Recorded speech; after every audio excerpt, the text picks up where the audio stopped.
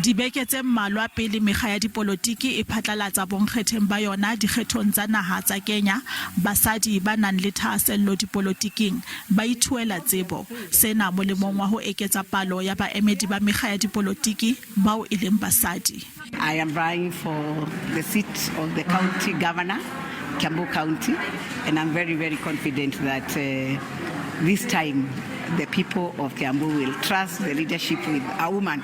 Naha ya Kenya e etelletseng pele ho tsa moruo Afrika e botjhabela e latela mohlala wa naha tsa boahisane ka palo e hodimo ya basadi mesebetsing ya mmuso, le ha hoja molao wa naha o hlakisa hore ha ho bong bo lokelang ho ba le palo e ka hodimo ho 2/3 ditulong tsa mmuso. It's a requirement of both the Act and nomination rules of political parties to meet the gender rule within the candidature that they shall be putting to IBC. Ba bang ba baahi ba dumela ha hona le kgonahalo e matla ya hore mosadi e ka ba motlatsa mopresidente wa naha kapa motsamaisi wa dipuisano wa palamente. More Kenyans feel that women would do better in representing the poor, and they'd also do better in resisting corruption as political leaders. Ena ke nako ya ho fetola mawa le ho kgetha basadi ka bongata.